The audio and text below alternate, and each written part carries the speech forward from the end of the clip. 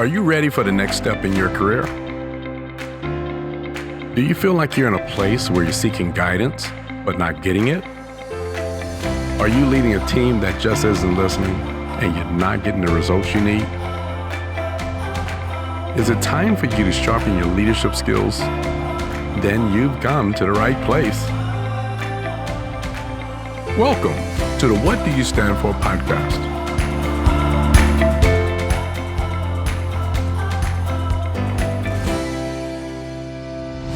Hey, everybody. Welcome to the What Do You Stand For podcast, the place where emerging leaders in hospitality come to when they want to be informed, inspired, and transformed. My name is Arthur Keith, and I am the host, and I am thrilled today to be here with Colin. Hello, Colin. How you doing? Good afternoon, Arthur. How are you on this fine Monday? I'm not doing bad. I'm excited to be here with you. And today we do have a special guest with us, a surprise guest, Eugene Hilliard. Hello, Eugene. Hey, how are you? How's everybody doing?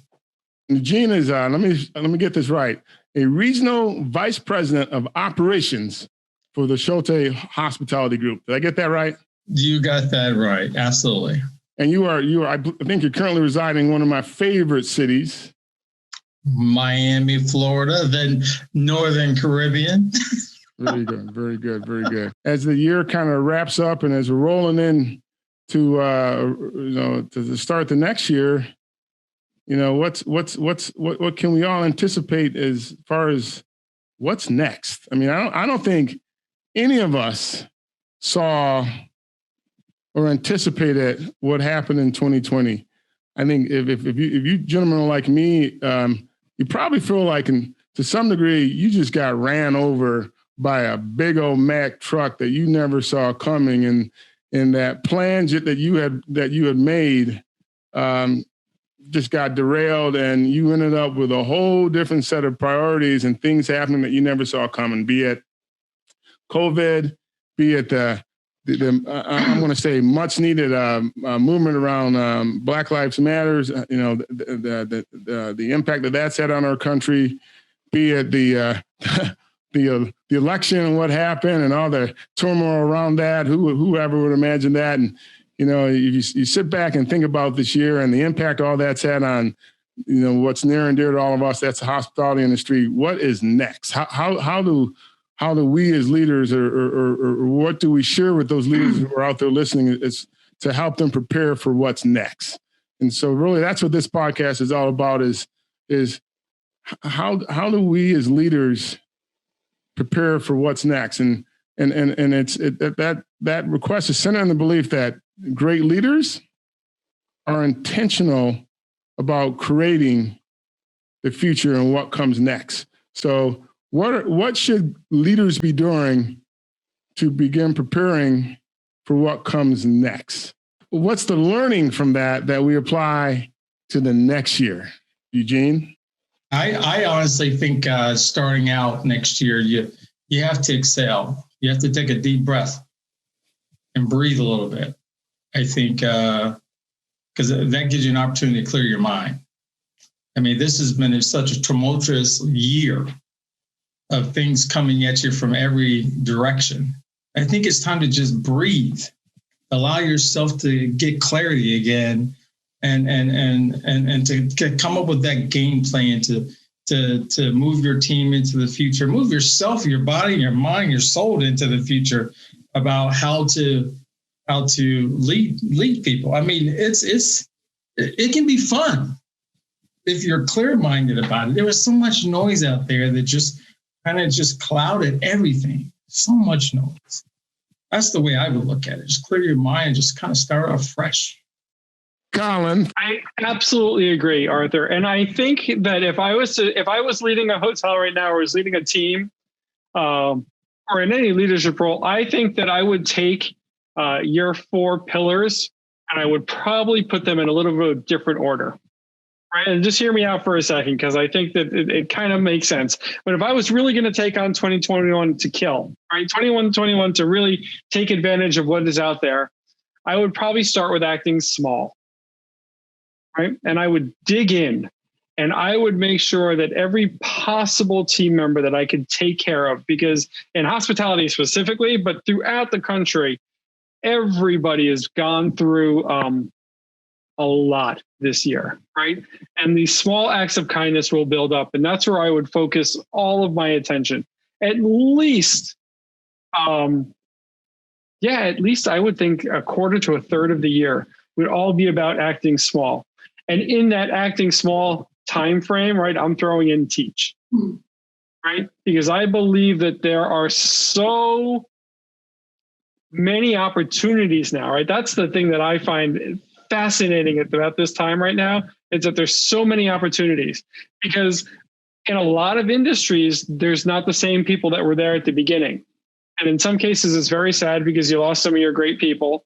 In other cases, it's good because there's new opportunity for everybody's there. So I would start the year with act small and teach, right? Act small to take care of all the team members, and teach every single team member as much as they want to be successful. I love that thinking.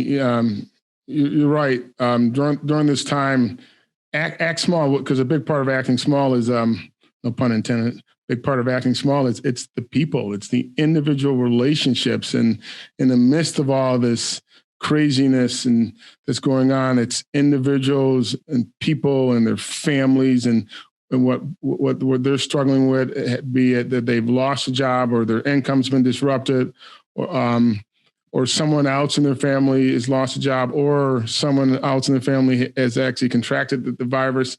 And in some cases, people have died in their family or people that are close to them. So people are hurting, rolling through the start of this year, and will be hurting for a while as our country continues to deal with this virus. So understanding that it's individual people with lives and families and loved ones, and connecting with them on that level, and leading in a way in which we're really feeding in and propping them up and loving them and understanding and taking that journey with them, because I think people are hurting, and you're right, Colin. This is probably not the time to be thinking the big lofty goals, but it's certainly a time to be building on relationships. But I do think big is important, because one layer of think big is being positive.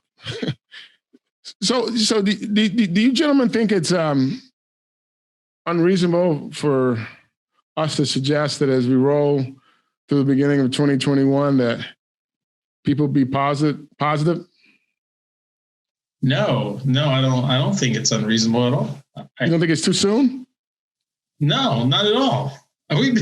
No, it's never too soon to enjoy life. And I think that's what we got to remember, what being in hospitality is all about, is enjoying yourself, creating wonderful memories for that next guest that walks through the door. You can never start too soon. And I think, our industry is ready to get back to doing the things that we're good at.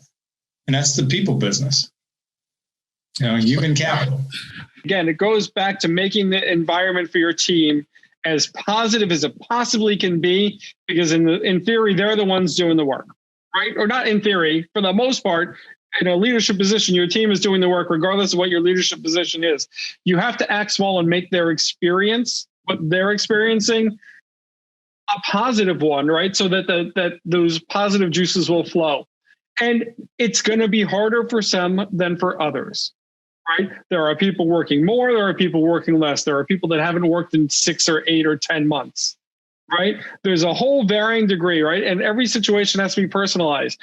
And it's, to answer your question in a short-winded way, even though I'm really long-winded at this point, is you have to be positive, because the alternative, it's not worth it, especially in our industry, right? But it takes effort, right? So whereas we're hoping that as we get towards the end of this crisis, it's going to get easier, the truth is it's going to get harder.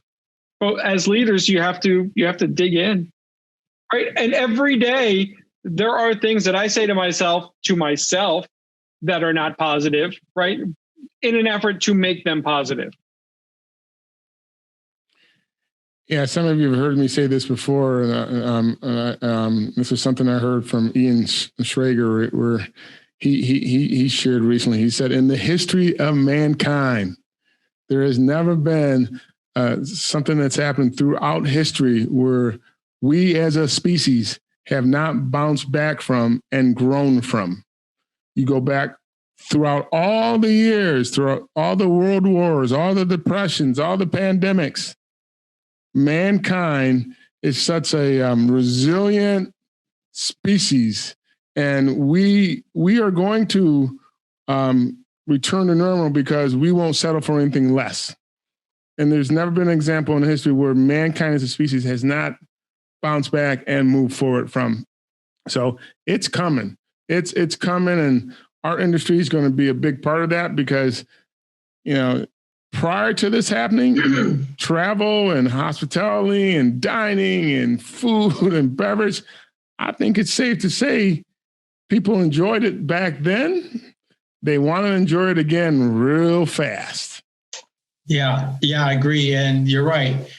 As things continue to improve, people are going to want to spread their wings. Yeah. They're going to want to get out and live. That's really what it comes down to is just having that free spirit to know that life means something again. I mean, it's almost like this pandemic was so daunting that you're like, it's this silent killer. You just don't know how to get away from it. It's just weird. It's almost like a Twilight Zone. So if you're one of those leaders, though, let's say I'm going to shift for a second. If you're one of those leaders, though, who was, I mean, you know, we keep saying, hey, it's going to get better. It's going to get better. It always gets better. But if your life was just derailed in 2020, you were sitting pretty, great job, and then your company said, we're shutting down, and you lost your job, and you've been struggling. You've been struggling to put food on the table, and you just haven't found a job, and you're rolling into beginning of 21. What advice do you have for people in that scenario? And there are far too many folks in that scenario to begin to mention. And what's the advice to them? I think it's okay to start over, and understand that that doesn't mean you're less of a person. You can. It may not mean that you will land a job of where you were before, but you know, I was told some time ago when I didn't have a job, and then I took a job that paid me less. That I actually had just gotten. I said, "Hey, I took a job for less pay." I was told, "No, you just got a pay raise." So it's all about how you look at it, and what becomes important to you, because you can take baby steps to get to the bigger steps and get back to where you were. But I think something else during this COVID time too has taught us as individuals is really what's important. Ultimately, what is important? You know, there's silver linings in this time period too, where we've gotten to spend more time with our families, and now we understand why that's really important. Appreciate that. Thanks for sharing that. Colin, you talked about the importance of teaching in this year, and that you really believe that as an industry, you know, leaders are going to really need to embrace teaching again, as either new people flow into the industry or people who have left industry flow back and need to have be retrained in their skills. What are your thoughts on that?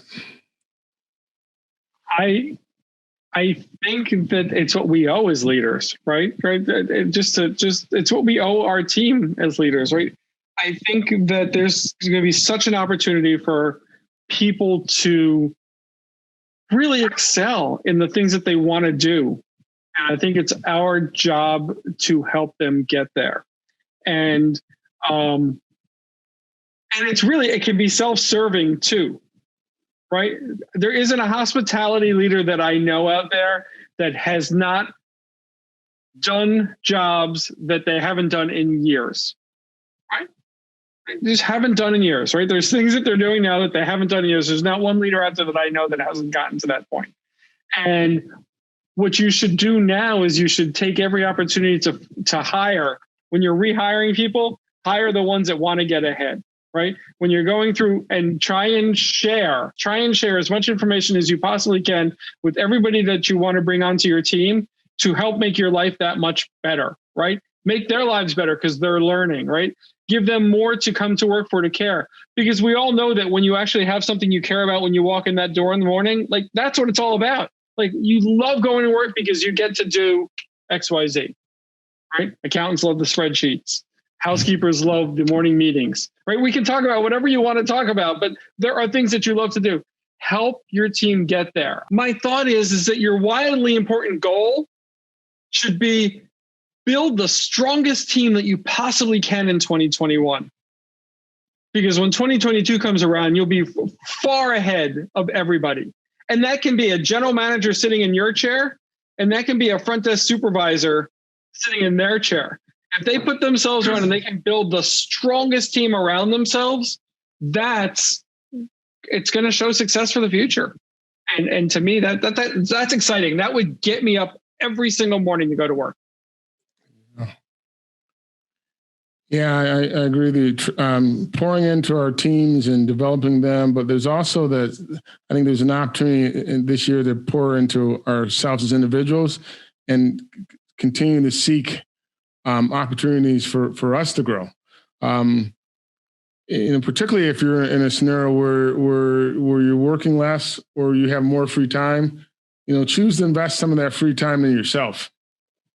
Learn a new skill. If you're managing a property and it's not as busy as it used to be, can you reallocate that time to developing a skill that impacts a business? But what are opportunities you have for self-development in this year that you haven't fully embraced yet?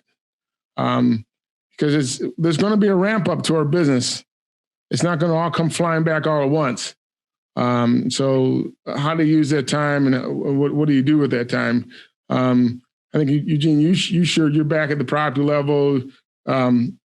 You're doing some things differently now than what you had done in previous years. And I'm sure on some level that's a learning curve. That's a different kind of learning curve. When you've been away from the property level for so long, you think about the details, but when you're actually at the property level, the details really matter about everything. And then you got to get to a point where it's, how do I get a new team that I'm developing to think about those details? Because, before I'm talking to, leaders of properties, and now, I'm going up there helping the executive housekeeper and the room attendant, look at this, look at that, or run over into the breakfast area and talking to the breakfast attendant or the front desk agent and reminding them why it's important to establish eye contact or answer the phone and use your name. I had to really think about that stuff all over again because I haven't done that in years. But that's been a kind of a learning curve. But then I started thinking about, what? Those are just the fundamentals. And those fundamentals just need to be pulled out of a drawer and dusted off and refocused and rehoned and polished up. And so I'm looking at this as an opportunity to take this as I continuously grow and get back to maybe either a larger property or above property and have a region again that I can take some of this learning curve that I've experienced with me and share that with my team. And leadership is you're gonna fail sometimes. You're definitely gonna fail, but you gotta fail before you win. I absolutely agree, right? And our pillars fail fast, right? Exactly. You got to fail. There's certainly opportunity for us to fail. But Arthur, I think Gene just brought it all the way home, right? Back to the very first question that you asked at the beginning, right? How do leaders plan? Right? And it came to me as he was speaking to it. If as a leader, you're always, and we always use that key phrase, back to the basics, right? But if as a leader, if we're always focusing, even in good times, on back to the basics and on back to the basics and on back to the basics, when these situations happen again in the future, our team will be so much better prepared, right? And it didn't really come to me until you just said that, right? You know, and you didn't use back to the basics, but whatever word you use, right? Fundamentals, Fundamentals. Yeah. It's what it comes down to. And every industry has different fundamentals, but we know in the hospitality industry, if you focus on the basics, guess what? It all happens. If you focus on the fundamentals, it all happens. I think that's the answer to your first question that I didn't want to answer way back when. Focus on the fundamentals. Yeah, they got it. So what should leaders personally focusing on for 2021? I call that a WIG, or wildly important goal. What's your personal wildly important goal or personal WIG for the year? Personally or professionally, or personally professionally? Your personal goal can be a professional goal or can be a non-professional goal. Professionally, as I've mentioned earlier, or we've alluded to, I have a sales role in my company right now, right?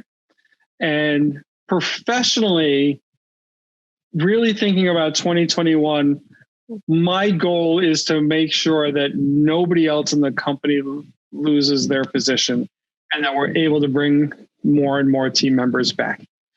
Right. So if it's really a goal, how am I going to make it happen? And what am I going to do to make it happen? And I've started to have those conversations with my leader, and I've also started to map it out on myself. Right. But I think that if I was to have the wildly important goal professionally, it would be that I make every effort possible that that we can bring back more people and nobody else has to leave our company. Yeah, I think mine's a little more difficult, and that's to learn the wonderful language of Spanish. I owe that to myself. I also owe that to my team to be a better leader, because a lot of my team here, they don't speak English. And I need to challenge myself to learn more Spanish to be a better communicator with them. So that's my personal and professional goal this year. For me, the goal that I really want to embrace, and I don't know how I track it or how I do it, but it's just something that resonates with me. It's 21 is going to be a transitional year for many people, and I think some people are going to fare better in it than others. And I don't want to lose sight of those who 21 remains a difficult year for. And I really want to be sensitive to those people and be someone who's in tune with their needs and someone who, because I tend to be a very, very positive person, but I think there's going to be some people who are just still struggling in 21. And I want to be in tune with where they're at and be a support for them. And maybe in just being a shoulder for them to lean on, and maybe pointing them in a direction where they can find help. But I don't want to lose sight of the fact that there's still going to be people hurt in 21 as we ramp up through this. And as we were talking, I was thinking through the third pillar, fail fast, and that fail fast, it's a pillar that talks to if you're going through bad times or tough times or things didn't go the way you thought they would, hey, deal with it and put it behind you, right? Fail fast, all right? I dealt with it, didn't go the way I wanted. I'm moving forward. Well, some people, I believe this year will be stuck in a what they perceive as a failing scenario longer than others. Yeah, and I guess I want to be in tune with them, and I want to do that and share with them from a perspective of, when it comes to being underemployed or not able to make ends meet or not feeling like you're in a role that you should be in, I've been there, and I know those are tough times, and it can eat away at you personally, and being a voice or being a support to remind those folks that you're not your job, you're not your title, you're not your income, and because those are all things that may be different than what you wanted to be or in 21 because of what we've gone through. So, not losing sight of those people and being a support for them is my personal, I'm going to say my personal and professional goal. I love your goal, Arthur. Totally agree. Appreciate that. Yeah. So, those of you out there listening, we hope that you consider this concept of stepping back and identifying what your wildly important goal is individually and personally. And it could be a professional goal, it could be a personal goal, but as we kind of open this podcast with, great leaders are intentional about seeking what they want to create. And they kind of identify those things and the steps that they're going to take and what they're going to focus on. Focus on one thing. Focus on one thing in 21. Identify that. Go after it, and let's as leaders in hospitality lead in such a way that we're pulling people forward with us and pulling the industry forward, because our industry is coming back. It is. It's going to come back as strong as ever. We're going to come back smarter. We are. I think we've all learned some really good things, and as Colin and Eugene both spoke to, I think we're going to come back more connected with our people. I really do believe that, and more connected with our people on both the professional side and on the personal side. I think that's going to be good for our country. So let's believe in those things. Not now, but Eugene, before we close, I almost forgot. I almost took you off the hook. But one thing we always ask our guest is, from the perspective of Eugene Hilliard as a leader, what do you stand for? Oh my, great. I thought you were going to forget to ask that question. I stand for the spirit of hospitality and believing that there is a brighter tomorrow. The glass is always half full with me. I believe that if I share my knowledge and leadership with my team, and they can learn and grow and achieve through something I can help them with, then I've done my part. And, I think back to years of developing managers, or I'm sitting there and I'm interviewing a manager, and one of the questions I would always ask them is, tell me your success story. And I'm not looking for them to tell me about themselves. I'm really looking for them to tell me about that team member that they developed, because it's more than about us. It's about our team. And there was a wise person one time that told me, great leaders inspire others to be as good as they are. So, that's what I stand for. Love it. I think that's a great note for us to end this podcast on. Great leaders inspire others to be as good as they are. So that's all we have time for this evening. And as always, I want to thank the resident loudmouth troublemaker. That would be Colin, for those of you who were. Hey, Arthur, it's always my pleasure to come and talk leadership with you. And Eugene, it was a pleasure to meet you this evening. Likewise. Eugene, yeah, definitely, Eugene. Thank you for joining us. Absolutely. Really appreciate it. And listen, to all of our listeners out there, don't hesitate to go to arthurkeith.com to connect with us, ask us questions, potentially share with us your wig. Go there and share with us what your wildly important goal is. We'd love hearing what your thoughts are. If you want to connect with Colin or learn more about Eugene, you can do so there as well. We appreciate you and look forward to seeing you on a future podcast. Thank you. Look for us on Instagram, Facebook, Twitter, and LinkedIn. Find the links on authorkeith.com. What do you stand for?